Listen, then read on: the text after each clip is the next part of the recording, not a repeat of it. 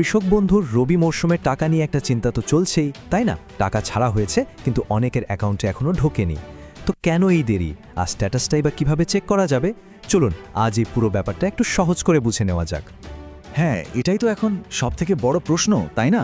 সরকার তো বলছে টাকা ছেড়ে দিয়েছে, কিন্তু অ্যাকাউন্টে কই আসেনি তো। তো স্বাভাবিকভাবেই একটা চিন্তা মাথায় ঘুরছে, টাকাটা তাহলে গেল কোথায়, আটকে আছেটা কোথায়? তো সবার আগে একটা জিনিস একদম পরিষ্কার করে নেওয়া যাক। সরকারিভাবে কিন্তু টাকাটা ছাড়া হয়েছে 8ই জানুয়ারি 2026-এ। এর মানে কি? এর মানে হলো প্রসেস কিন্তু শুরু হয়ে গেছে, টাকা আসবে এ ব্যাপারে কোনো সন্দেহ নেই। ওকে, তাহলে প্রশ্নটা হলো, টাকা যদি ছেড়েই দেওয়া হয় তাহলে দেরিটা হচ্ছে কেন? এই আসল কারণটা বুঝতে গেলে না আমাদের খুব পরিচিত দুটো সরকারি স্কিমের মধ্যে টাকা দেওয়ার পদ্ধতির যে তফাৎটা আছে সেটা একটু দেখতে হবে। এই যে দেখুন, পার্থক্যটা এখানেই। পিএম কিষানের টাকাটা কি হয়, সেন্ট্রাল সিস্টেম থেকে একসঙ্গে ছাড়া হয়, তাই প্রায় সবাই একই দিনে টাকাটা পেয়ে যান। কিন্তু কৃষক বন্ধুর ব্যাপারটা একটু আলাদা। এখানে টাকাটা আসে বিভিন্ন জেলার ট্রেজারি অফিস থেকে, মানে এক একটা ট্রেজারি তাদের সুবিধা মতো টাকাটা ছাড়ে। আর ঠিক এই কারণেই দেরিটা হয়। এক জেলায় হয়তো আগে টাকা ঢোকে, আরেক জেলায় পরে। যেহেতু টাকাটা ধাপে ধাপে বিভিন্ন ট্রেজারি থেকে আসে, তাই অ্যাকাউন্টে আসতে একটু সময় লাগাটা কিন্তু খুব স্বাভাবিক। সাধারণত দেখা যায় টাকা ছাড়ার মোটামুটি 1 সপ্তাহের মধ্যেই সবার কাছে পৌঁছে যায়, তাই একটু ধৈর্য ধরতে হবে। কিন্তু শুধু শুধু বসে অপেক্ষা করার তো কোনো মানে হয় না, তাই না? নিজেই তো চেক করে নেওয়া যায় যে পেমেন্টের কি অবস্থা।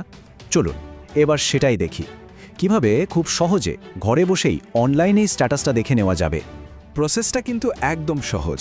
প্রথমে কৃষক বন্ধুর যে অফিসিয়াল ওয়েবসাইটটা আছে সেখানে চলে যেতে হবে। গেলেই দেখবেন একটা অপশন আছে, নথিভুক্ত কৃষকের তথ্য।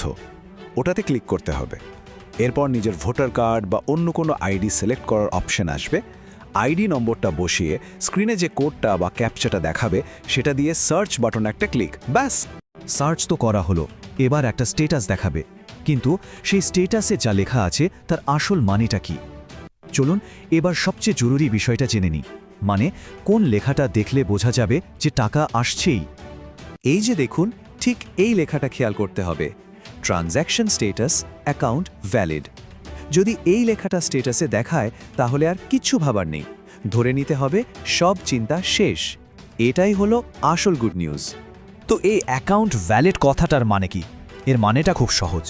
এর মানে হলো অ্যাকাউন্টের সব ডিটেলস একদম ঠিকঠাক আছে, আর টাকাও সেই অ্যাকাউন্টের জন্য ছাড়া হয়ে গেছে।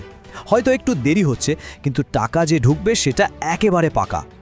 মানে সোজা কথায় বলতে গেলে এই স্ট্যাটাসটার অর্থ হলো টাকা 100% ঢুকবে। দেরিটা হচ্ছে শুধু সিস্টেমের কারণে, অ্যাকাউন্টে কিন্তু কোনো সমস্যা নেই, তাই নিশ্চিন্ত থাকা যায়। আচ্ছা, তাহলে পুরো আলোচনাটা থেকে কি কি জানা গেল?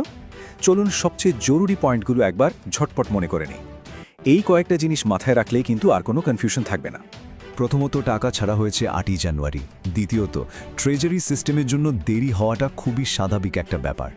তৃতীয়ত, নিজেই অনলাইনে স্ট্যাটাস চেক করে নেওয়া সম্ভব। আর সবথেকে বড় কথা, স্ট্যাটাসে অ্যাকাউন্ট ভ্যালিড দেখাচ্ছে, মানি টাকা আসবে, এটা নিশ্চিত। তো এই পুরো ব্যাপারটা জানার পর এবার নিজের স্ট্যাটাসটা একবার চেক করে দেখতেই হয়, তাই না? স্ট্যাটাসটা কি দেখাচ্ছে একবার দেখে নিলে কিন্তু সব চিন্তা দূর হয়ে যাবে।